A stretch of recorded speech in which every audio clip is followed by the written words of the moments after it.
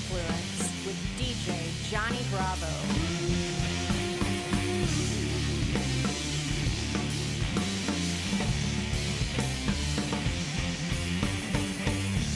Hello, I'm Johnny Bravo. Today you're going under the musical influence of today's guest, Chris Key, on Under the Influence with DJ Johnny Bravo. So I brought on Chris because Chris is always commenting on every post that I make on Instagram or Facebook that has to do with any kind of vinyl or any kind of music. And the other reason is because, and we'll probably get into this later, I'm sure, or maybe all through the podcast, he loves Van Halen. Chris, tell me a little bit about your musical self. Well, John, thanks for having me. Music for me probably goes back as far as I can remember. My dad is really the biggest influence as far as music goes, not just necessarily the type of music, but just the love of music. My dad was the spectrum of music that he's listened to from the time basically I can remember until now. It's just covered like every genre. I got a little bit of everything growing up. I've joked with people in the past. We grew up kind of great means, so to speak, I guess, but the stereo that my dad acquired probably in the late 70s probably was the most expensive thing that we owned. Ironically, he still has everything that he had back then, the same Pioneer receiver and speakers and everything. He loved to play music for everybody growing up. Probably wouldn't have liked music, certain types of music as much had he not played it so much. Like, just for instance, like he liked Barry Manilow, which, very 70s, would turn around and play some heavier stuff, Rolling Stones or, something like that. Just a very wide range of music that he listened to. He basically liked anything like with good harmonies and things like that. A lot of my memories really all tie back to my dad and I guess high fidelity system that he built back in the day. Of course, everything was hands off when we were kids. That was like, you didn't go near the stereo. You had to basically wait for dad to put a record on and a tape or something and, play it. The one good thing about my dad is he always liked to crank it up. He wasn't very conservative with the volume. If it was a good song with a good beat, he'd let everybody, including the neighbors, to listen. That's kind of where it all ties back for me. Most people don't realize nowadays because we're in such a throwaway culture, but back in the day when your parents would buy something, it would have to last, and they would, especially if you were of little means like both of us probably were. I remember, mine had an 8-track, had a record player on it, and the radio, and I would just remember putting the cans on, listening to that stereo, 8-track tapes, records. I mean, we didn't have very many, probably had like 3 or 4 of each, and that was about it. And I know that you still have a lot of your equipment that you've acquired over the years and a lot of your music that you've acquired over the years that you've kept and probably still in if it wasn't in pristine condition when you bought it, it's probably still in the same condition now, but you might have fixed most of it. We didn't live in that throwaway culture. We bought something because we wanted it and we wanted to keep it and we knew we were going to use it for something. Do you have any of those things like equipment-wise or vinyl-wise that you have kept over all the years because of those things with your dad? Yeah, there's very little that I don't still own from all the way from my childhood up. I still have the boombox. That he bought me a Pioneer boombox for Christmas. The actual first stereo I got, which I'm sure a lot of kids got, when we were growing up, was like an all-in-one. It had a turntable on the top, and then it had the cassette deck built into the front. It had the AM, FM built in, and that I got probably when I was about 8 or so. It was a gigantic box that Christmas. Of course, my brother and I used to always get up early in the morning, go peek. We seen this huge box in the living room, no name on it, so we didn't know what it was or who it was for. Of course, that was the last thing we got to open, and then we both go to dive in for it. My dad's like, "No, that's just for Chris," and my brother kind of looked like, "Wow, really?" But that was my first taste of music, and that was also the first year. This was when Santa Claus messed up because I had opened up my very first album, which was No Control by Eddie Money. I was a huge Eddie Money fan because this was back when MTV first came out. I would literally stand at my door before the bus every morning waiting for like the Shakin' video. The Shakin', my favorite song probably of the early 80s. I was just infatuated with it. So I got that album for Christmas. My mom and dad looked at each other when I opened up the album first, and they were like, "Well, man, that's kind of a shame you don't have anything to play that on," and I think they thought maybe we should have held that to the side and let him open up the stereo first. And then, of course, once I got the stereo open, I was like, all right, I can play this record my own stereo now, so that's great. My dad still has that at his house. It was a very special piece of equipment back when I was a kid, but it was such a low fidelity type thing that I didn't really take it with me when I moved out and got married. Yeah, every 45, every album, every cassette, I still have. My wife thinks, of course, I'm crazy. I think probably a lot of spouses probably think this way about our ability to hang on to old media and stuff like that. But I used to, of course, tape off a Q94 and, of course, other stations like XL102 and stuff like that back in the day. And, of course, my brother and I used to try to pull in stations from, like, the beach because they always seem to have really cool stations down that way. And I still have all of those cassettes, that the old cheap cassettes like they used to get from Selden's, or maybe the Eastgate's in one of those stores, GC Murphy's or something, where you could get like a 3-pack of Sertrons for like $1.50. I would just tape stuff off the radio like we all did as kids because, you know, we couldn't afford to buy but so many, you know, records or 45s or anything. Yeah, I have every piece of media that I've ever owned. I still have. The only thing that I'm really, really bummed out about, and it's just because when you get married, you move out of your home, and then we lived in our first house for about 7 years, and then I moved to the house that I'm currently at, and a lot of stuff got put in the shed. I had all my cassette singles from like back basically when I was in high school all the way through like the early 90s when singles were really popular. Some of those got like the mice got in them and chewed a little bit. Even though they're just cassette singles, they're still kind of cool, and they kind of like every time I go out there, I'll look in some of the song titles and I'm like, man, I haven't heard some of these songs in forever, you know, like just some of the songs from the early 90s. It's almost like we haven't had that early pop 90s renaissance yet. Kind of went, now everything, they're playing like grunge and stuff like that from like, you know, that era. But there's certain aspects of the early 90s that seem to get skipped over a little bit. But it is kind of cool to go back and look at that old media. But yeah, I still own everything that I've ever owned as far as like records, tapes, and cassettes. People, you know, nowadays don't realize the chore that it was for us to carry music around. And you talk about a boombox. I was recently watching I Want My MTV. It was a documentary on MTV, and they were showing Run DMC coming out with their boombox. And that was the way we used to carry music around before, you know, we got the Walkman. And singles and cassettes were a big way for us to carry music around with us, and most people don't realize. And then the other thing that you talked about too, when you didn't have a lot of money, you did record off the radio because it was like your mom wasn't giving you, you know, 49 cents or 99 cents or $1.49 to go get that single or 45 or whatever it was. And the records were probably like $6.99, you know, $5.99, $7.99. So we didn't get that at all, really. Maybe we had like 3 or 4 records, and that was probably like the whole family, you know, enjoyed those records. So to be able to keep that media, it's also a reminder that you could take that stuff with you. And now it's probably all on your phone, so you don't really need it. But it's at the same time, it's still just whatever it is, having that single, having that 45, having that vinyl in your hand, putting it on the physical stereo or going to an actual store and actually looking for it is just reminds you of your childhood and all those things that you could actually take the music out of the house with you. I mean, that was like a big thing back in the day too. Oh yeah, the Walkmans, and of course, they came along, took it to like a whole nother level. For me, that, like you said, a lot of nostalgia is holding it in your hand. The albums, you know, used to have the liner notes and not all, but many of them used to have the lyrics in them. Of course, they've all replaced that with YouTube lyric videos and things like that now. You know, I always joke, like, if we ever have some crazy electromagnetic pulse that comes from space, from the sun or something like that, and wipes out everybody's phones and everything, and your kids are, like, having a heart attack because they can't listen to music, but all I have to do is break out, like, an old stereo or cassette deck or something, and at least I can still manage somehow to listen to some music. It's just our era of growing up in that time and everything, and physically owning it. The funny thing is I did listen to some old cassettes this past year. I just dug a few blank ones out. A lot of times I never wrote on what was on them, so just happened to just pop one in and just play it. I found a breakdancing contest like in Norfolk. It was like some channel down in that area, and it was just funny because it perfectly described like probably like the 83 to 84 to 85 years, like when breakdancing was so huge, and there was some sort of breakdance contest at like a skate rink or something. It was so funny just to listen to the promo for it. You know, I'm like, wow, that really takes you back.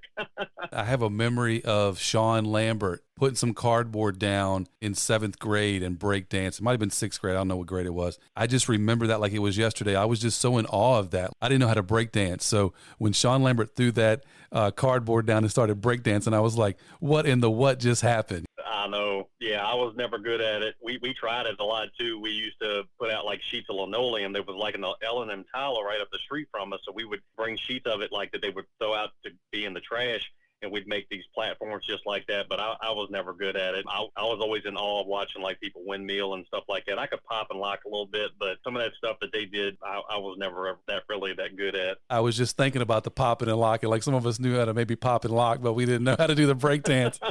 Or we knew how to do like the Kid and Play. I think Troy just met Kid and Play. I saw it on his Facebook page. And yep, that was cool.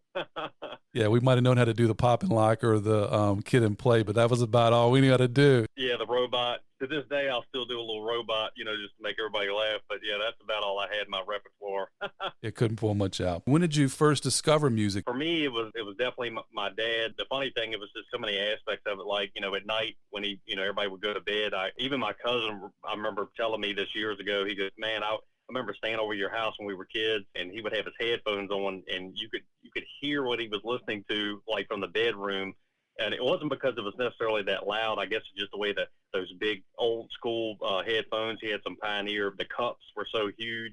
And I guess it just kind of bled out a little bit. But like just memories of that. My dad had a really old school, I'm sure it was older than I was, but it was one of these record holders. It was like a 3 or a 4 tier. It was a pole that went from between the floor and the ceiling.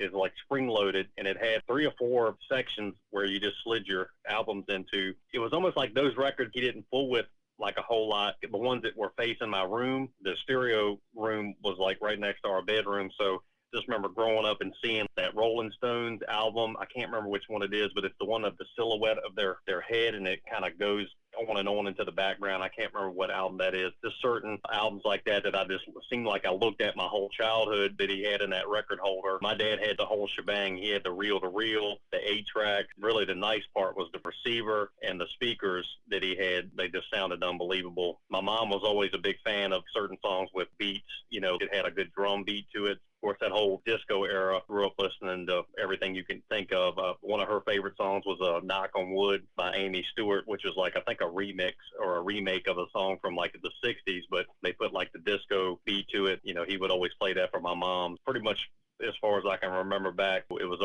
everything always revolved around his setup in there. Well, we're about 3 shows into this new podcast. I think each and every podcast we've talked about the Rolling Stones. That album that you're talking about is the Hot Rocks. It's like their greatest hits. That's it. You're exactly right. Now that you say that, I remember it now. Yep. And it's just funny how you put that, with a memory, and you remember. It probably helps you remember that living room and your bedroom and, your whole family aesthetic just by remembering that 1 or 2 album. Yeah. It's like I just went and got pretty much all the photo albums from my dad this past weekend. He was like, just come get these. He goes, I'm sure y'all will enjoy seeing a lot of these pictures. He goes, I don't really have anything I can do with. You can share them with the family and everything. Of course, all of our birthdays used to happen in that dining room where the stereo was. So all the pictures you see from us from the time we're just like barely walking until high school, all you see like pictures of the speakers or something in the background. Those are the speakers that I ended up buying for my stereo system, because of why we're having this conversation right now. It's because the effect that they had on me growing up. There's 1,000 different speakers out there. Those Pioneer HPMs, what I wanted. That's the sound that takes me back, and the stereo that takes me back. It's funny to look at all those old pictures and see the same old stereo in the background. And it's funny, on my Facebook page, one of the first pictures I shared, which I think was like 13 years ago when I first got on, was a birthday from, I'm sure it was elementary school. It was probably 5th grade, and it was Sharp and Brian Schwank, my best friend Chris. I think my cousin might have been in the picture, but I had just opened up a double-sided cassette tape box. And it's like a brown one, and I'm sure a lot of kids had them when we were growing up. And of course, I still have that. It still has all the old cassette that I collected all the way up through probably middle school until probably around by the time high school came around. I was probably taping less stuff, buying more pre-recorded stuff, but I used that box pretty much all the way through high school. Still have it. It's just funny to look back and still see pictures all the way growing up of that stereo and all the stuff that we got during that time. Yeah, there were certain places, in the house that were just family gathering. One was the table, of course. The other one was the TV. And then the third one was, the record player and, or your sound system. And to, outside, it was like the ballpark or your friend's house and, riding bikes or whatever it was, or maybe the lake or whatever, or if you had like a creek or something near your house. So those were like the mainstays of where we were growing up. So to be able to remember those things and put your, like, right next to it is where you have so you had like two places right next to one another. You had the record player and the dinner table. Yep. All that was, because like I said, we're probably talking about a 700 square foot house. A lot of stuff had to be right next to it. You didn't have anywhere else to really put it. The confines were a little tight back then. It was no problem. You don't really think about it as a kid, just all good. And of course, you can relate to this. I remember seeing my dad's face. He would put a record on, and you would forget sometimes that it was a record, and you'd walk through there, and you might bump into something. The record would skip just a little bit, and the look on my dad's face, and you would just go, oh, and you start tiptoeing, like, oh, I forgot. That was always kind of funny because his stuff was so nice that you never wanted to hear the record skip. You always had to watch yourself around that. My daughter, she is like an elephant, and she walks through the house like with just a vengeance. And when she does, when you're playing a record, it's like, don't do that. Like a record's like, oh, I'm sorry. But she's still walking around like a rhinoceros. And so it doesn't really, it's like you went from one extreme to the other. So, but at least she's trying not to skip the record. So I do feel that. I do feel for you on that. What is the first song that you remember? That's a good question. I have pondered on this quite a bit. It's so hard because there were so many. I probably have to go back. It's definitely one of the most fondest memories is going back to my mom and liking songs with drums, and not really like so much heavy metal drums, just that very simple but solid drum beat. And I remember, of course, you would remember this song growing up. Fleetwood Mac had a song called Tusk. I believe it was done with the USC marching band. That has incredible drum beat all through the song. It's just very hypnotic. That was one of the songs that my dad would put that song on, and my mom would just kind of come out of nowhere bebopping through the house because, like, she just loved that song. Continued beat from that song. And as a matter of fact, it's really ironic. I heard it, I think, either yesterday or today while I was out and about, and I hadn't heard it in a long time. And it was actually one of the first songs I played when I got the speakers that my dad has had since, I was a kid. As soon as I got those speakers, I'm like, what is the song I want to hear, now that I finally have gotten these speakers that I've been wanting for years. And I'm like, I know exactly what I want. I had found the record probably about a year before, like just out, looking in different shops. I threw that record on and put it right on Tusk, and it was just like, wow. And it is something incredible about playing the record. You could certainly stream it. It's just something about hearing that needle drop just takes it to a whole new level. So I'd have to say that was probably the first one. And like I said earlier, Amy Stewart, Knock on Wood, that was another one of my mom's favorites. Probably those two for sure. I know for sure the Amy Stewart one was late 70s, and I'm pretty sure the Tusk one was, because that, trying to think if Tusk came out maybe after. Yeah, it had been late 70s too, but those are probably the oldest memories I have of songs that my dad played for sure. Fleetwood Mac is one of those bands that when you're getting into vinyl, they say to pick up, and Rumors is the one that they say to pick up, but really any Fleetwood Mac is going to sound good on vinyl, and there's others that sound good on vinyl as well. But to hook up those speakers, and you really have to have some good equipment. People don't realize. They think, oh, I'll just plug it into this little thing. No, get yourself some good speakers, get yourself a good amplifier, get yourself a good turntable, not a Crosley, and put those records on, and you will just be blown away. It's something that's just not the same coming out of your phone speakers or your little headphones from your phone. And you got to get good headphones too if you get a phone. Like I don't get those little just stick in your ear headphones. I'm getting good headphones. You got to get some good headphones. Absolutely. No, I have gotten kind of an oddball name brand, but yes, I have bought some nice over the ear headphones. I'm not a fan at all of actually most of those are uncomfortable to me. And even though I know they make certain ones that are more ergonomically comfortable, I've never been a fan of the in the ear earphone. I know they're very easy to just throw in your pocket and take anywhere, but yeah, I've never been a real big fan of those. Yeah, I have to get headphones. I got to get some cans on, and I got to listen to my music. I'm not listening to my music on some fairy tale headphones or those little teeny headphones. It's like, give me some real headphones, some real speakers. And I even went out and bought some speakers for my wife's cousin because she's trying to listen to Floyd on like not a Crosley, but something like a Crosley. And I'm like, you need some speakers to listen to Pink Floyd. You would just be blown away. And she spent the rest of the time listening to Floyd because she had great speakers. And my wife's like, why do you have to go out and get these speakers for? I don't understand. I'm like, you'll understand once she has these speakers. She's trying to listen, to Pink Floyd through a freaking, not really her phone, but it's almost like might as well just be a phone, a little teeny speakers. She needs like blaring speakers that she'll be able to hear Pink Floyd in all of its glory on vinyl in her room.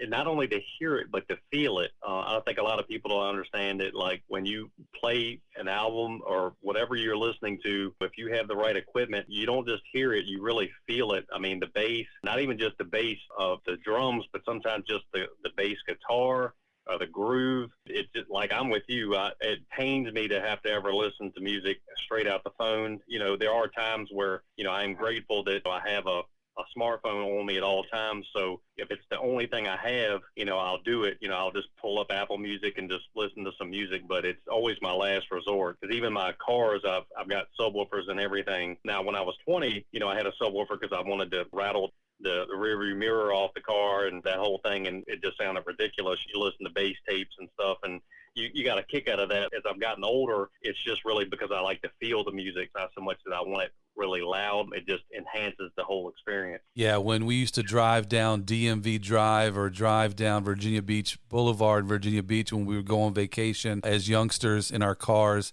and we had the boom boxes in the back, and we were basically blaring music. It was like a rite of passage. You had to do that.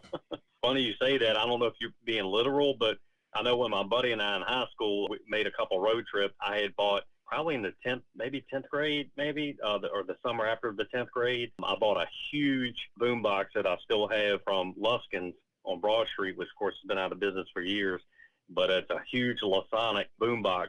And of course, he just had a little factory radio. He didn't have the money to put a stereo in the car. So we literally sat the boombox in the back seat and would play Appetite for Destruction over and over and over and over again, on these road trips. That was still better than listening to it through some rinky-dink car stereo. Back in the early 80s, car systems were just not very desirable, so the boombox was the next best thing.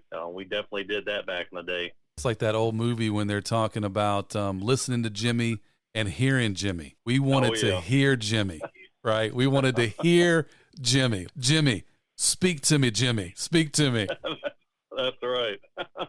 All right, we're going to take a break. We'll be right back, so hang on.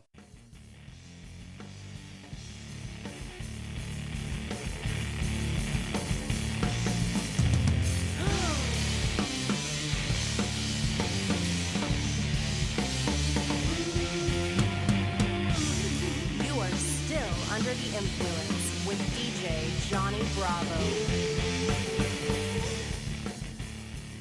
We are back. I'm Johnny Bravo. You're going under the musical influence of today's guest, Chris Key, on Under the Influence with DJ Johnny Bravo. All right, let's talk about girlfriends. We're going to talk about that long distance dedication, or what was that first couple song that you remember? Wow. It is funny. I'll just say briefly, all the way back to like the 5th grade, and I won't even mention names because it's somebody we both know, but it was just, everybody had their crush back then. But I do remember Separate Ways by Journey, which is, that song can mean, I guess, different things to different people. But for some reason, that's always been a song that I've associated with back then. But like I said, I won't mention names. And of course, I'm a huge Journey fan too.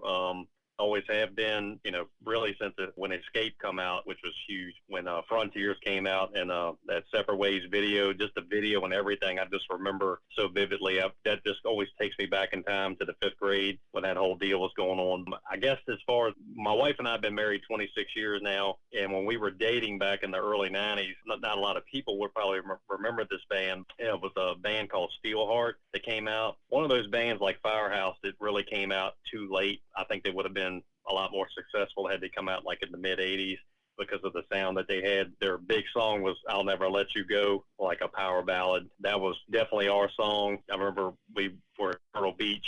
A bunch of us went on summer vacation down there. We went to a nightclub. It was an under 21 nightclub because we were all still under 21 at the time. That song came on, and that was kind of like our song. Just another tidbit just to add to that. Do you remember Everett Phelps from high school? Yeah. Mm-hmm. He actually had the cassette, and for some reason he didn't like it, and I offered to buy it from him. I actually bought it from him while we were still in Myrtle Beach because of that one song. Funny thing is, you and I can't imagine you haven't done this back in the day, but this was a big thing back in our time with like the mixtape you made for like your girlfriend. So, of course, I made my wife a mixtape when we were dating. I think I still have that in the house somewhere. Of course, I left that in her car one night. You know, that seems like everybody back in the 80s that grew up made their girlfriend a mixtape. Even though this was early 90s, we were still rocking tapes even back then. Yeah, that was our song. That's two that come to mind, I think, when it comes to taking you back to a specific memory, for sure. Yeah, two things, basically hair metal bands and their power ballads. And then the other thing is the mixtape. I mean, if you had a girl, you were making her a mixtape. And sometimes if you could, you know, if you got a cheap microphone from Radio Shack or whatever, you might have even been talking over the thing. You know, you might have been like, hey, baby, you know, this is Steelheart, you know, whatever. Yeah, it sounds like John's divulging maybe some of his old techniques from back in the day.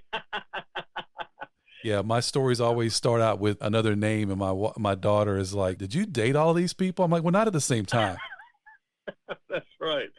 Just to kind of go back to Steelheart, if anybody likes that genre of music, that first album by them, which a lot of people may have picked up on later on when they made the movie Rockstar with Mark Wahlberg, the guy singing Mark Wahlberg music in that movie was the lead singer for Steelheart. That guy has got an incredible set of pipes. That first album was incredible. It's like I said, if you're into that power ballad and power rock, kind of like the end of that era, so to speak, that was just I played that endlessly. It's like every song on it, in my opinion, was great. Just like Firehouse. I was a huge Firehouse fan when they came out. Everybody thinks Firehouse was an 80s band, but I know for a fact their album either came out in 90 or 91. They were huge, too. They just came in a hair too late, and by the time they really started getting some airplay, you know, that's when kind of grunge kind of crept in there and kind of put that fire out. A little disappointing. I did listen to some grunge. I'm not going to be a grunge snob by any means. For those of us who grew up in the 80s, it was definitely the end of an era. And it probably, everything I've ever watched, you know, they were like, the music had gotten kind of stale and things needed to progress, I guess, and it had gotten like almost too, well, I already said stale, but it just needed a kick in the butt. That's kind of what grunge provided. Yeah, that Steelheart album, that first one was really good. Yeah, Firehouse was a local band around Virginia. I think a couple of members were from Mechanicsville, and I met them and got their autographs and everything, of course, working at the radio station. I'm not sure what member it was, but it was the 90s because we were already out and about downtown, you know, Shockoe Bottom, doing the club scene and all that kind of stuff when those albums were out, because he was downtown getting pizza, and I remember he had like a new exterior or some kind of, you know, Jeep type thing or whatever, some red vehicle. Because of Firehouse, he was sitting there eating pizza, and we're sitting there talking to him. I think the first album was already, I think they were working on like album number 2, but I think that one really fizzled, you know. Yeah, the second one was pretty good. Actually, I think it was Michael Foster, the drummer, actually graduated from Highland Springs, I believe, in like 88, maybe, something like that, which I didn't know at the time when they first came out. Yeah, and a couple other guys I think were from Carolina. The first album was just killer. I mean, that was another one that I played probably front to back more times than I can even imagine. Like, first had it on cassette and then got the CD when CDs started getting popular. And then the second album was, I think, in my opinion, almost as good. I bought that one, of course, and played it quite a bit. Yeah, just unfortunate kind of timing. And I caught them. They came back, you know, a few times. They actually opened up for Tesla in the early 90s at the amphitheater. I actually liked them a little bit better than Tesla, and that's no slouch to Tesla because I know they were a really good band and had a lot of hits out at the time. Firehouse, you know, they were pretty hungry back then, and I think it's just a shame that not a whole lot they could do about it. Just the timing of the industry and everything. They had that sound that if they had come out like the mid 80s, they could have been in the mix with all those other bands that were out at that time. Well, speaking of concerts, and you just mentioned Tesla, and I'll probably said it on the show before, but Poison and Tesla was my first concert. What was your first concert, or what was the first concert that you remember? You know what? I'd say I didn't go to a lot of concerts as a kid for probably various reasons, I guess. Probably one being I would have had to have a parent take me, and it's kind of hard to convince your parents to take you to certain groups that you like to see. The first one that honestly I can remember going to, this may sound funny, but Hank Williams Jr., like in the late 80s, I guess, would have been 87 or 88, I think. And of course, I'm a huge Hank Williams Jr. fan. He's probably by far my favorite country artist. I like his music all the way back from the late 70s all the way up to basically till today. I've just been a huge fan of his. He was really at his pinnacle in that time. He was winning Entertainer of the Year back to back, and and just all kinds of ATA awards and stuff. He could do no wrong back then. I remember going to see him at the Coliseum with my best friend. Of course, my brother and some of his friends were like on the floor. We were kind of up high, but that's the first concert that I can really remember just thinking back. And of course, it was an incredible concert. He's one of those artists, you know, you have some artists where you go to see them in concert and they kind of almost play everything by the book, but Hank doesn't do that. If anybody is listening has ever listened to Hank or been to if you listen to the Hank Live CD that came out around the same time, or if you've ever been to one of his concerts, he'll do a lot of medleys because he has so many songs that for an artist like that, it's hard to get them all in one concert. So he'd do a lot of medleys. He likes to mix up his lyrics a little bit, just kind of based on sometimes what's going on in the world and stuff. It was a really good concert actually, but that's definitely the first one that I can remember. And then I'm gonna take you in the completely opposite direction, and you may get a good laugh at this. I don't know this for sure, but I believe, because time does escape me, either I won these tickets or my best friend's sister at the time won these tickets. Me and my buddy ended up going to the New Kids concert when they came back in like the late 80s. Everybody probably would get a good laugh out of that and say, wow, really? You know, you went to a New Kids concert? You know, when you're in high school and it's like the biggest boy band on the planet is coming to your town, the first thing that goes to your mind is there's going to be like 10,000 girls at this concert. You know, we were like, forget what everybody thinks, you know, we're going to go to this concert. And I will tell you that without question, there is not even a close second place, is the loudest I've ever been inside a building in my life. When they come out on stage, there had to be some glass breaking somewhere in that Coliseum, because I've been to air shows at like Langley and Oceana, and I haven't had to put my fingers in my ears when the jets go over like I did at the Coliseum that night. It was funny, you know, of course there were other guys at the concert, and I'm not going to be a snob either and say I don't like New Kids, because I did like their music back in the day. That was probably the other concert I remember around the same time period that we went to, and it was actually a pretty good concert. As you can see, they're still on the road to this day, actually. I think Salt and Pepper is touring with them last I saw. I think I know they were touring with somebody, but still out on the road. I know they did some stuff with Backstreet Boys too a couple of years ago, still plugging along. They put on a good show, I gotta admit. Recently I posted Tiffany's record because it was celebrating an anniversary, and actually Tiffany's coming down to the beach at Peabody's. I went to the Tiffany New Kids on the Block concert when I was working for Q94, and Tiffany was the headliner, and at this particular show New Kids superseded her and had become the headliners. So she opened up and she's just pissed. I mean, she's playing her music, but she's just pissed. And everybody's wanting to see New Kids. And I mean, these guys that were the roadies or whatever were popping up, and all the girls thought they were New Kids, so they were going, you know, crazy and screaming every time somebody would pop up because they thought it was one of the boys. Garrett Chester from Q94 and I were sitting at the flagpole because this concert took place at King's Dominion at Doswell, and we were sitting at the flagpole outside of the venue. We could see in, but couldn't really see the guys. We knew they were lip syncing and dancing, because you can't dance and not be breathing at all, and so we knew they were lip syncing. We were just shaking our heads, going, what in the world do these girls see in New Kids? But you're right, there were so many girls at the New Kids show. It was just unbelievable. Yeah, once they kind of hit, you know, I could see, because Tiffany, I remember her from back in high school, but from what I do remember, she was like, it was a thing back in the day that they would go on these mall tours. She was like one of these girls that did like a mall tour. She would hit all these huge malls around the country, play in the malls, which was kind of wild, but, you know, kind of one of those things where once they got big enough that it was no surprise that she kind of got bumped to like starting duties, and then they were like the main act. So, like them or not, they at least really big for those few years, like probably into the early 90s. Yeah, they were hard to touch.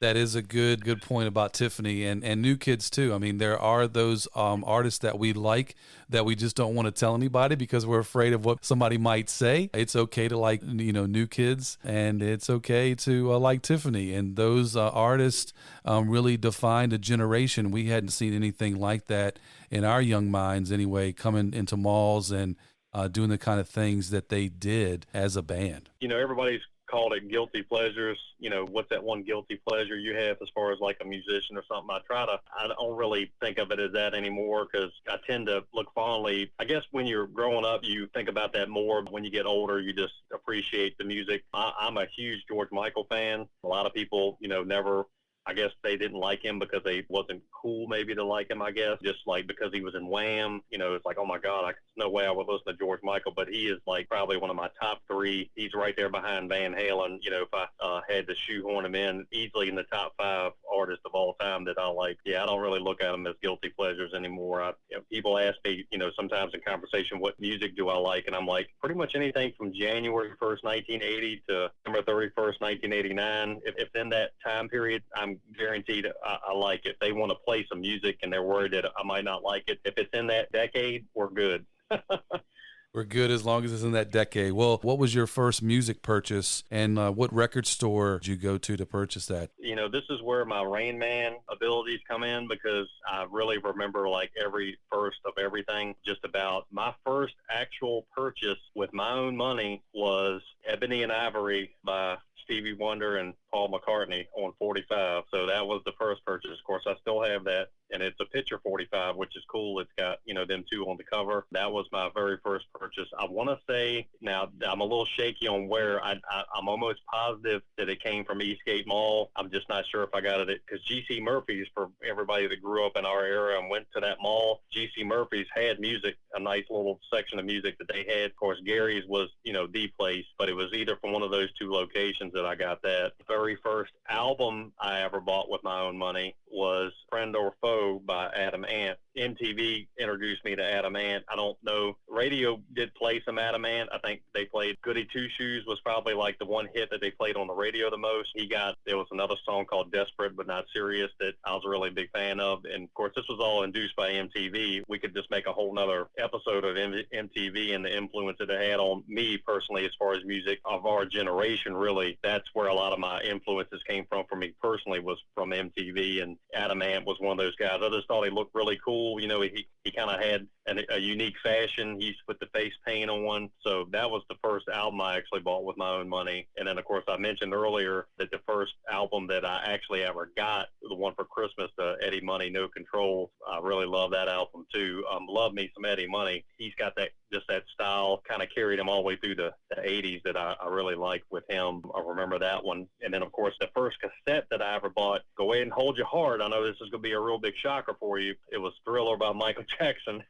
Probably, I'm sure one of like several million people that, bought that back in the day, but that was actually the first full-length cassette that I bought with my own money was Thriller, and I'm almost certain I got that at G.C. Murphy. I want to say they had it on sale for about $5, which I think for like a pre-recorded cassette back then, that was like a pretty good little deal. So I remember picking that up. So those are the three main ones. CD-wise, it's funny because I think it was my senior year of high school. It was either my senior year or the first year after graduation. My mom and dad got me a portable CD player for Christmas. I don't think they actually got me a CD, which it just kind of killed me. I think I just ended up playing some of my dad's for the time being. The very first CD that I remember buying was the Steve Miller's Greatest Hits, which was a must-have back then. Even though Steve Miller had been around for a long time, for us growing up, a Greatest Hits was like huge. That was like your bang for the buck. If you didn't want to take a risk on buying an album that you didn't know if it only had the one or two hits on it, you would just, oh, look, here's a Greatest Hits by somebody. I know all 10 of these songs are really good. That was like the first CD purchase that I got was that. Yeah, a lot of good memories. And of course, I have all of those still.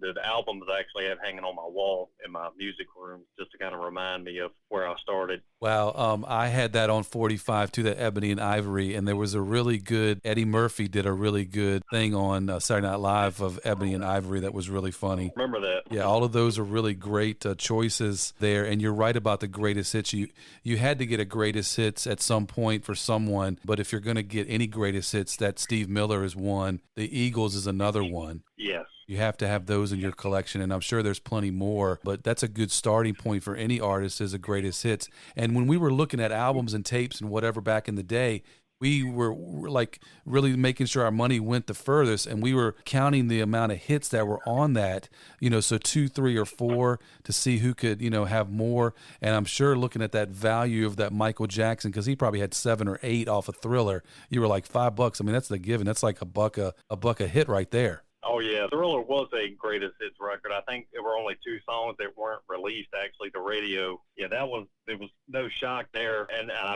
I'm pretty sure I have at least 2 45s that I had bought before I even bought the tape. I have Beat It, which was probably my favorite off of that album, and then Want to Be Starting Something, Picture 45 that I still have.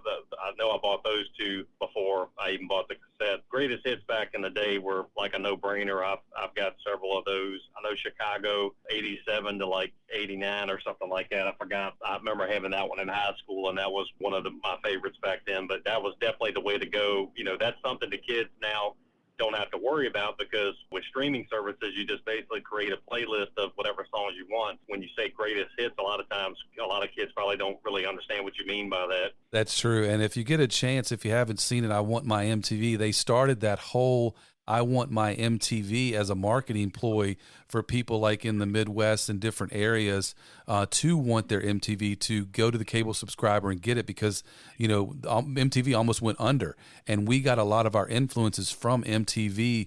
Watching that, we would have gotten into a lot of the different artists that we were in without seeing the video, and that was like a huge thing too for us to, you know, witness, is the video, the music video. Talked about Hank Williams earlier. In watching this documentary, they say that, you know, they ran out of videos. They were playing Charlie Daniels' Devil Went Down to Georgia, you know, overnights and different things, because they were running out of videos. So that's definitely one, if you haven't seen that documentary, to watch. And the reason why you had that British invasion, or that second, you know, wave or whatever in the 80s, was because a lot of the videos at the time were made overseas, and they were made in Britain. And we weren't making a lot of videos here in the United States because it just wasn't a thing. The second British invasion, yeah, I'm a huge new wave fan, of course. Duran, just like, you know, you just name it, whoever, like the Cars. Of course, Cars were American. They were part of that new wave sound that came in. Yeah, all those groups that came through the early 80s. Yeah, I was a huge fan of that. Like you said, the videos really helped propel them into the spotlight, whereas normally we probably wouldn't have known much about them, because I think a lot of people don't realize that British radio charts, there were some groups that kind of superseded like across the world, but not everybody in Britain, you know, made it big in the United States. You know, the videos really helped bring artists to our country that we would have normally not probably been exposed to. So I enjoy pulling up on YouTube sometimes and finding people that have uploaded old MTV footage, and it's just funny to look back, and you can really tell that they were really winging it at times. You know, it wasn't this super structured type channel that people are used to probably these days. Back then, it was just these young VJs that they just, you know, cut the camera on and they would just start talking. You could tell looking back that they were just as green as they could be. As a kid, you didn't really care. You were just waiting for the next music video to come on. And first thing I cut on when I got home from school, you know, I'd cut it right on. Of course, you know, we were growing up as channel 33 on cable with MTV, and when they added VH1, it was channel 34. And those were the 2 channels that I pretty much watched all the way up through school. A lot of good memories of MTV. Got to be a fan of MTV, and God bless them for start that programming, because, man, I miss it nowadays. I mean, when they went into, you know, they were one of the first pioneers of reality TV as well. I just wish they would go back to the videos, because that was just like the best time ever for music. It's unfortunate what happened to MTV. Even though the channel's still around, I don't think there's any music content. It's just all TV shows. I guess their argument is that kids can pretty much YouTube music videos these days, and they don't really need to really have it on as far as programming. And I guess that aspect I could understand. I guess that's what made it so special growing up in the 80s, is you didn't have everything necessarily at your fingertips. You kind of could enjoy the channel for what it was and have the memories from it. But I do remember, like you said, when they launched, they just had a handful of videos. I think Pat Benatar was in heavy rotation. She had put a video out. There were certain videos that you saw probably a lot because they just didn't have very much to go by. And I actually saw something here in the past week. They were interviewing an artist from back in the 70s or 80s. Some of the videos that you see from back then, they weren't made for MTV, because they were made, a lot of them were made that you saw later on were even pre-MTV, but he said they would make like promotional videos just for overseas, like if American artists made a video back in like the late 70s, it was really just as a promotional thing to send over like to Europe and Asia, help promote albums and stuff. It really, you know, they had no idea that there was going to be a channel that just showed music videos 24/7. Just kind of crazy how that all snowballed. Definitely introduced me to a lot of artists, I probably wouldn't have otherwise known. And a lot of one-hit wonders. I remember a song called Mexican Radio, which was Wall of Voodoo, a very obscure song that my brother and I used to always laugh at when it came on, and certain songs like that just you would never hear these days on the radio. But I know I could speak to, you and others that we would still use that mantra, I want my MTV. Yes, absolutely. Without question. All right, we're going to be back right after this. Hang on.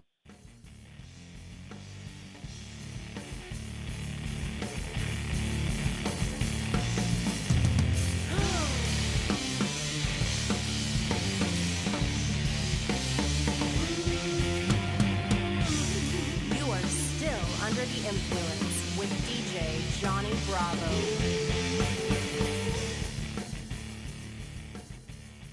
We are back. I'm Johnny Bravo. You're going under the musical influence of today's guest, Chris Key, on Under the Influence with DJ Johnny Bravo. Chris, what is your favorite song? Yeah, that's like having, 100 kids, which I know is impossible. To be like having 100 kids and just saying, all right, just let us know what your favorite child is. No pressure.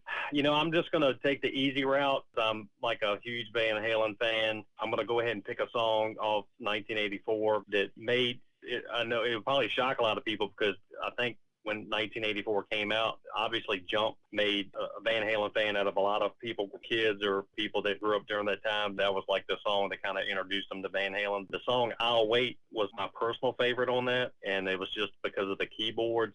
Anybody that knows any history about Van Halen, part of why they claim there was so much infighting between Eddie Van Halen and David Lee Roth at this time was because Roth absolutely hated synthesizers because he was like, you're a guitar god, you're not a keyboardist, and why do you want to play keyboards on our album? But Eddie was a genius in my opinion, and to a lot of people, and he knew what he liked. That song, to me, I have very unique memories of having my boombox in my lap, sitting down and just listening to this song. And I remember even taping it off. I was unfortunate enough I didn't have this album growing up. I later was able to dub it off of another good friend of mine's cassette. But I'll Wait was probably the one song that jumps out. It's probably my favorite Van Halen song, probably a little obscure for a lot of folks. Some folks that don't really love Van Halen probably would have a hard time remembering that song. Another fun fact is it was also co-wrote by Michael McDonald, which a lot of people don't know, which is a kind of out of left field. Would have been really cool if he did like background vocals on it, but I don't think he did. But that would probably be my favorite. If I had to pick a close second place, like I said, I'm a huge Chicago fan. People didn't like Chicago as much when Peter Cetera left. They had a kind of a ballad on Chicago 18 called Will You Still Love Me? I think it came out around 87, 88, around that time. Of course, Jason Sheff came in and took over for Peter Cetera as bassist and lead vocalist, along with Bill Champlin. That song is just always song when it comes on. Like if I'm flipping through stations or something, I hear it, or I just happen to come across it, I have to just listen to the whole song. I can't like change it. I got to listen to the whole thing. I'm not sure why that song has so much personal connection with me, but even my kids like it. They'll sing along to it if we're in the car together. I think that song has had universal appeal and longevity. I mean, it was probably one of their biggest singles during that iteration. I know it wasn't their biggest. It was definitely up there. That would be a close second place. Chicago and Peter Cetera. A lot of people, are probably scratching their heads about Peter Cetera. Karate Kid has come back around with, Cobra Kai being out on Netflix. Karate Kid Part 2, he sang the love theme to Karate Kid Part 2 was Peter Cetera from Chicago. He had a great solo career for sure. I mean, that song was huge. He had several really, really big songs when he left the band. I like all of Chicago, actually, from even back the very earliest of Chicago all the way up through the end. I kind of became a fan of all their music. Probably for me, that initially became a fan when Chicago 16 came out, when I can't think of the fellow's name, but it's the famous producer that came in and kind of saved the band. He'll hit me here in a second. He's a hugely successful music producer. I'm really angry. I can't remember his name, but Foster, can't remember his first name, something Foster. David Foster, I think. Yeah. David Foster came in the early 80s and basically saved them from, because they were pretty much getting ready to lose their record deals and everything when their lead singer and one of their lead singers and lead guitarist, Terry Cass, accidentally killed himself with a pistol playing around and didn't realize it was loaded. Once he died, they pretty much had never recovered. And then David Foster came in and really kind of rejuvenated their sound, brought them into the 80s really strong. And that's when I became a big Chicago fan all through the 80s. But even after Cetera left, I became a Jason Sheff fan. Later on, actually, I didn't realize Bill Champlin had been around for years. And he's the guy that in Hard Habit to Break, when Peter Cetera breaks off, Bill Champlin's the one that sings, "You're a hard habit to break." He's the one that sings that part.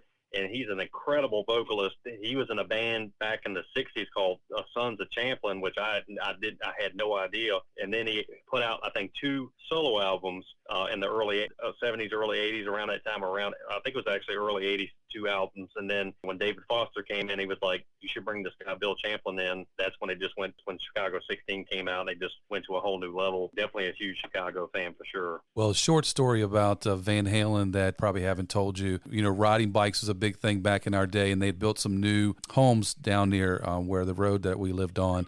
And so we were riding through there. People had moved in, and we heard this music coming from the garage, these garage bands or whatever.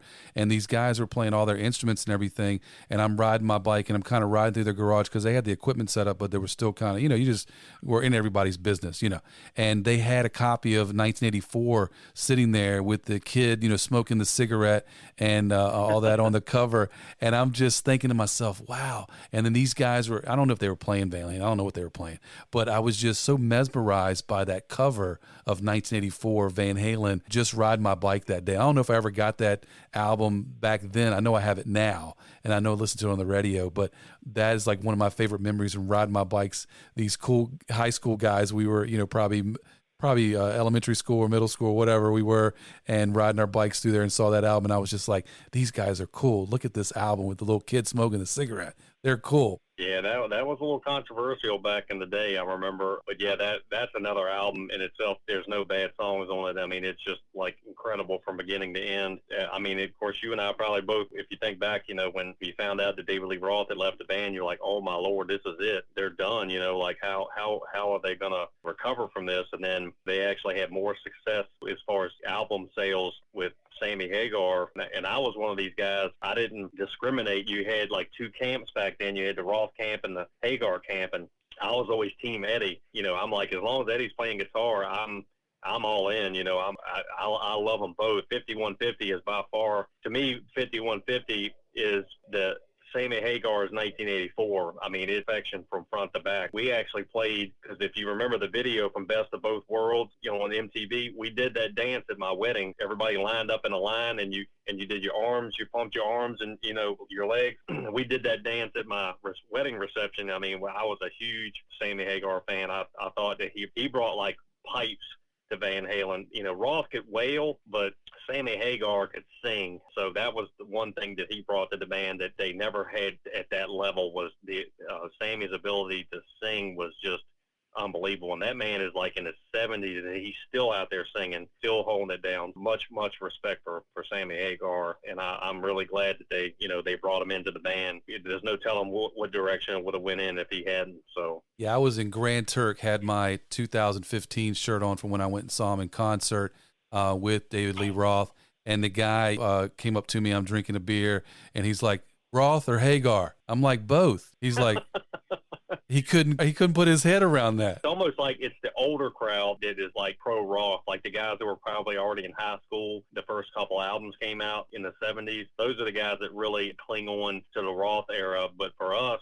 we were like right smack in the middle of it, just to learn to appreciate both. I think it's that generation before us that wants to say, no, Roth was the king. And I give Roth 100% credit. I will say he is way better as far as a front man to Van Halen. If I had to judge him between, who's the better front man, without a doubt, David Lee Roth. It's just, there's no comparison. There's no way you could discredit Sammy and his vocals. It's just, to me, they were just 2 different lead singers, and I could appreciate both of them. Yeah, you said 5150. OU812 was one of my faves from that era, but you had For and Lawful Carnal Knowledge, you had Balance, you had their live double album. I mean, you had a lot of great Hagar. So if you're discovering Van Halen for the first time, discover Hagar. Yep, Absolutely. No, that OU 812 was probably equal for me for 5150. I think both of those, if somebody said I had to pick one, I probably would just have a heart attack because that would be such a hard decision. I played both of those cassettes until the writing actually came off. Yeah, OU 812, Eddie got, like, on some of the songs,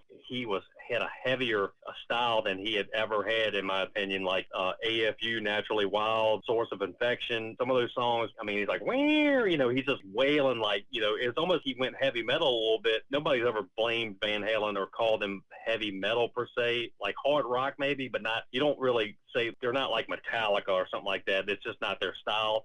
But there are a handful of songs, OU 812, where he really took it to another level. Those, to me, were just as good as the hits, if not a little bit better. No, I loved OU 812 as well, for sure. I just think that music, they kind of got back into the music aspect of it because they wouldn't have to worry all about the band. And so the instrumentation and the musicality just got a lot better. And you're right, a lot heavier because they were just in their element. They were letting Hagar do what his thing was, and they were just doing their thing.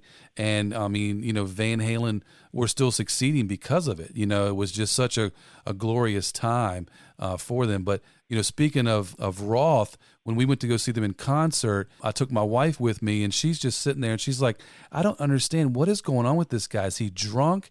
And I'm like, well, he's probably always drunk, but this is him. This is the frontman of the band. He was just so wild. You just kind of, was that MTV era, pre-MTV era. You just wanted to see what Van Halen was going to do because what Roth was going to do, like what was the next crazy thing that he was going to do. He was so good at improvising. Like when he would get interviewed, it was like he kind of reminded me of Robin Williams. Like whenever Robin Williams would go to like show like Letterman or Johnny Carson, you literally didn't know what you were going to get with Robin Williams. He was so unpredictable, but that's how Roth was. Somebody would interview him and he would say something that was so witty but out of left field that you had to appreciate it. The stuff he said, he couldn't have pre-planned it. He had certain sayings that you just had to laugh when he talked. The only thing I think it drove people nuts back in the day, and this was before they reunited 10 years ago or so, back before they broke up, was that he would kind of all over the place. Like even back then people said that he would skip half the lyrics. I think honestly it was because, as you know, there was no lip syncing back in rock and roll back in the late 70s, early 80s. Well, if you ever watch any live footage of them, that dude is jumping all over the place. I don't think he was skipping lyrics because he forgot them. I think he was skipping lyrics because he was trying to catch his breath, because he was leaping, cartwheels. Later on, he was pulling out swords and stuff, swinging them around. Give him credit. I don't know what people do it. I don't know what, because I haven't been to a concert in a long time. I don't know what artists do at a concert anymore. Back then, it was an actual show. I mean, you really got a show when you went to a concert back in the day. I'm not sure if they do now. There was definitely no lip syncing. They were giving you everything back then. Well, the shows, are similar nowadays as they were back in the day. The only difference is when you see a rock and roll band, they're not doing the drum solos or the guitar solos. Now, when we went to see Van Halen, Eddie's going to do his guitar solo. Everybody in the place, because normally that was a time to go get a beer or to go to the bathroom or whatever, go buy a T-shirt. When the guitar or the drum solo came on, and plus to give the band a rest. Everybody in the place, nobody left. Everybody in the place was standing up when Eddie Van Halen was playing. And I told my wife, I said, this is one of the top 10 guitarists, in the world. And she's like, nuh-uh. And I'm like, look it up. And she looked it up and she was like, man, he is, one of the top 10 living guitarists, no longer. But I mean, at the time, and people were just standing up, giving him the appreciation for that. But like Roth, was totally wild. I mean, but that was Van Halen, and they changed, and we were okay with it. Yeah, the only thing that I tell people to this day, whoever the management was up until 1984 should be hung up by their toes and beaten with a bamboo stick. For them to have never taken some serious live footage for like a live CD or a tape or something, only thing you can find from the Roth era before he left the band in 84 was stuff that people like really not great footage. It's like, I'm not sure if it's personal people that had some sort of camcorder, because you'll find stuff from the US Festival. I don't know if you remember the US Festival that Apple had back in 83. Van Halen at the time, it was the highest single payday for a band. I think they paid Van Halen $1 million to headline that show. Like a ton of artists that did it. I think it was out in California, but Wozniak and Steve Jobs held this US Festival. Van Halen was the headliner. Now you can find a lot of footage of it on YouTube, but it's not good enough enough that they could release it on a CD. I guess it can't even be cleaned up. So the management back in the day to not take some really show quality footage of that band in their prime is just an atrocity. It's just unbelievable that they allowed that to happen, because there's plenty of bands back from the 70s that have a lot of really good live footage from back then, but for whoever was running Van Halen back then, for them to drop the ball like that, it just amazes me. It took until, I think, 93 or so when they released that Right Here, Right Now double CD with Sammy Hagar, which was great, but, to not have one with Roth. They eventually did release one with Roth, I think, over in Japan. Some at Roth, like when he can barely carry a tune in a wheelbarrow at this point. It was just a shame that they went that long without, that they didn't record them in their prime. Yeah, and back in the day, too, a lot of people don't realize is that we would go into a show and get frisked, and, there would be a big barrel beside where they were frisking you, and there would be cameras in there and camcorders and everything like that. We couldn't take any of that into a show. Now you just take in your phone and everybody's putting it on YouTube almost the second after the show is over or the next day. There's plenty of footage of other bands that are out there with the cell phone era, but we just didn't have that back in the day because you couldn't even take a camera in to a show. Yeah, piracy back during concerts back then was a big deal. You may laugh. I don't know if you remember the episode of What's Happening. The guy talked rerun into putting a tape recorder underneath his overcoat that he used to wear on the show, and it was the Doobie Brothers on there. Of course, he got up there and was dancing in the front row, and then the cassette player recorder fell on the floor and then the band stopped. It was pretty funny, but that was funny that they actually made an episode on that show about that, because that's how locked down they were during concerts back then. Of course, everybody knows the Grateful Dead used to openly allow people to record. There's tapes that circulate all over the internet these days for Grateful Dead shows that go way, way, way back. Yeah, it was just a whole nother ball game back then. Glad you mentioned the Grateful Dead. They did open up their concerts to let people in and record. They were great for that. Yeah. All right, so I'm going to ask this question, but I think we've already answered it anyway because it could have changed in the last few minutes. What's your favorite band? Oh, it's definitely Van Halen. And it's funny, a lot of people that know me know that by now. Like, saying that, just like with anybody else, I love so much music. It's not like I have to listen to some Van Halen every day. But sometimes with your favorite artist, you almost have to give them a rest sometimes. You can get caught up listening to them so much. So I always like to revisit, certain albums that I hadn't heard in a while. It's fun just to go back and just dip into some deep track that. But, 1984 definitely made me fan that I am of them today. Like, their whole catalog is just incredible. And the funny thing is, and of course you'll remember this, I'm not sure if you ever went down this road. I actually did the Columbia House thing once I got my portable CD player. What's the quickest way for me to really build up my CD collection? They were still sending those Columbia House things in the mail back then in the early 90s. Probably the first 30 CDs that I got were all through Columbia House, pretty much, well, close to it. So I got every Van Halen CD up until that point, from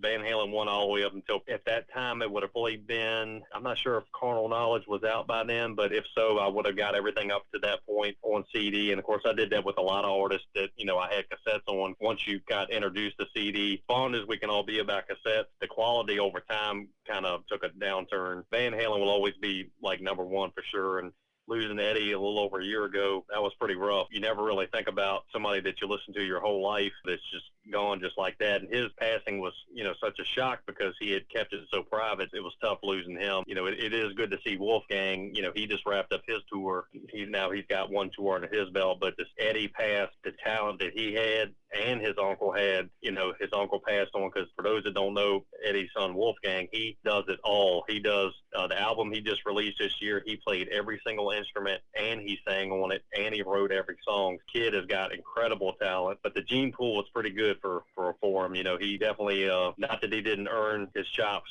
Eddie will always be the king as far as I'm concerned. Well, two things. One is, the internet's giving Wolfgang such a hard time. Stop giving him such a hard time.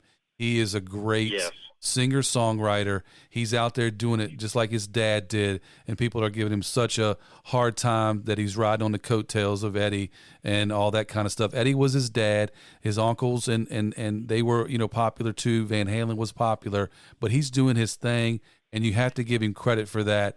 And he's not taking any, I don't usually cuss on this show, but he's not taking any bullshit either. Well, the one thing that he's got a lot of flack for, you mentioned it, where people think he's riding on his dad's coattails. That's the one problem he's had. The other one that I think is even a bigger issue, these people that are getting online saying, when are you going to play your dad's music? I know he doesn't read all the comments, but I left a comment a while back during the summer when this first started for him. Hopefully other people have related as well. If anybody, because of me being a Hank Williams Jr. fan, anybody that knows anything about the history of Hank Williams Jr., well, his daddy obviously was probably the biggest country star really up until well into after his passing. I mean, Hank Williams was like a legend.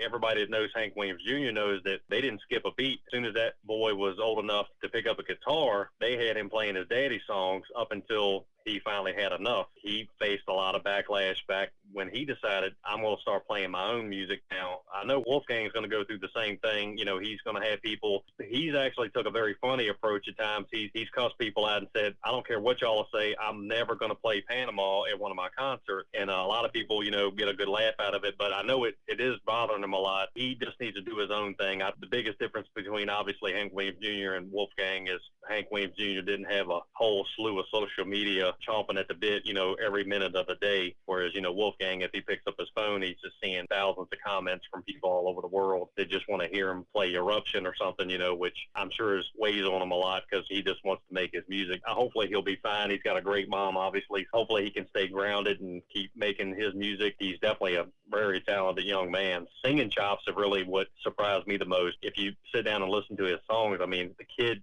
has got an incredible voice on him.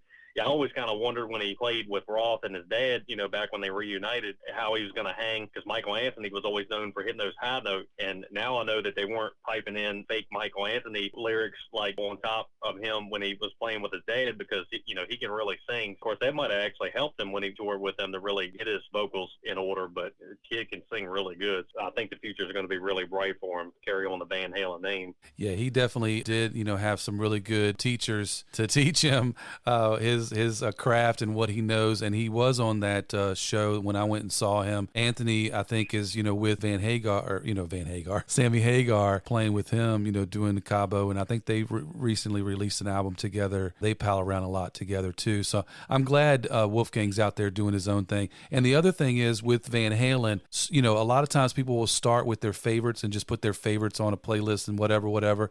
Go back and listen to those albums. Go back and listen to, you know, Van Halen 1 and 2 and so forth and so on. And go back and listen to the, you know, the Sammy Hagar era as well, 5150, OU 812, and For Unlawful Common Knowledge. Get those albums, listen to them. Don't just listen to the hits, because there's a lot of gems in there that you need to listen to and that are surprising with Van Halen.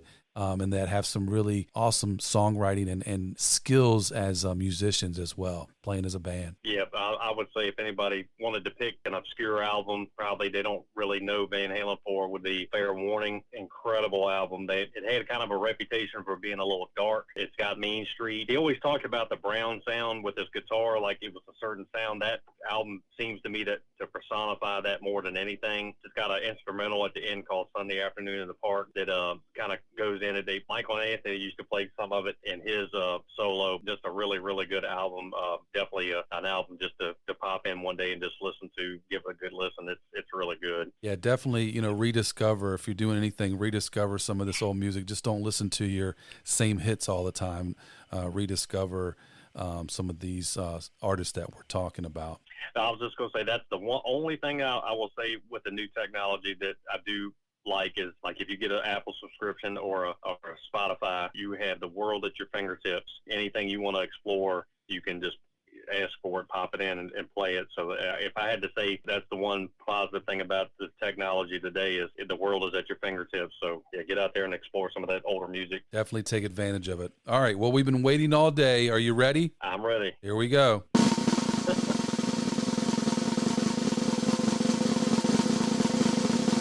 How has music impacted your life?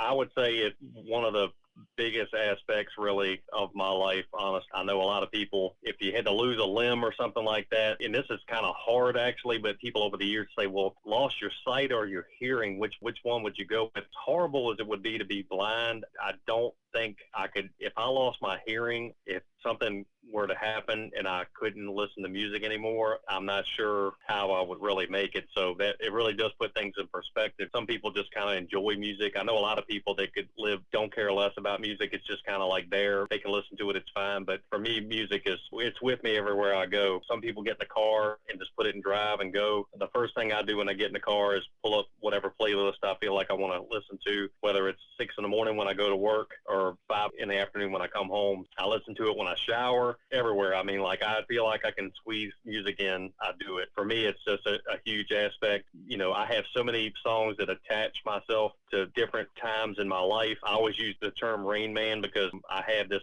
uncanny ability to attach events to songs. For me, it can be very nostalgic. It can be very therapeutic. For me, music really is an extremely important aspect of my life. And of course, I try to share it with as many people as I can. Daughters have both gotten a healthy dose of 70s and 80s over the years. I feel like I've made a pretty good impression with them musically. You know, we've gotten to the point now where I can listen to some of their music. I don't want to be a new music snob. There's definitely a healthy source of music that all of us can listen to together. So that's really important to me to be able to share that with my family, just like my dad did with me. Yeah, such a big thing. How has music impacted? And, you know, you go back to your mom and your dad and your family, and that inspires your family. And I was just thinking while you were talking, I was just thinking what your girls have, well, they're young women now almost, what they've experienced as far as their musical taste.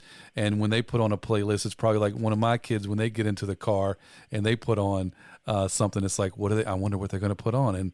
And every time I'm so impressed by what they put on. Yep. Absolutely. You know, we've shared new music over the years. As you and I both know, it's certain aspects of the music industry that I don't really care for. Don't even want to mention certain artists, the vulgarity and stuff I don't really have no use for. There's been enough music along the years, even new music, that we've gotten to enjoy together. And of course, they've appreciated a lot of the music that I like. It's really cool to be able to get in the car and just sing some tunes together. And my oldest daughter's first concert was Van Halen when they came to Charlottesville, you know, several years ago when they reunited with David Lee Roth. That was a cool, actually, I take it back, that was in D.C. It was so disappointing that we missed Kool and the Gang because we got caught in traffic. Kool and the Gang actually opened up. To me, Kool and the Gang was like a slam dunk opening act because they had like 10 songs that like I knew by heart, and I think we rolled in at the very last song was like Celebration or something. I was like, man, I can't believe we missed Kool and the Gang. That was a cool experience, taking her to her first concert, being a Van Halen concert. Yeah, definitely good memories. Did you have anything else to add before we wrap it up for today? No, I appreciate you having me on. I love music.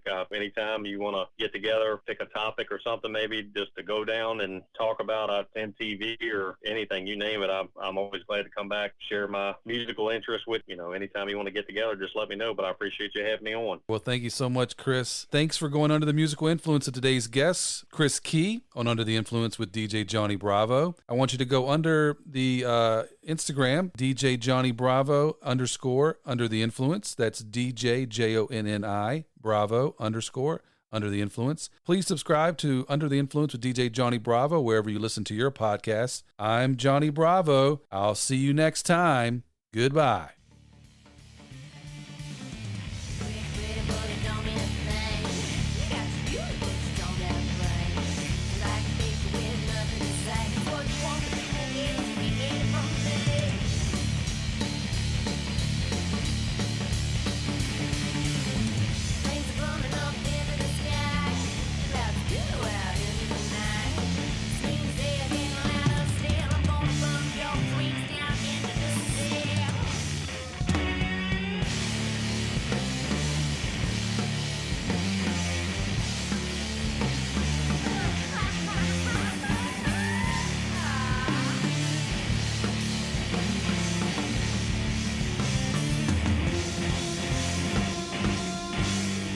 No longer under the influence with DJ Johnny Bravo. Until next week.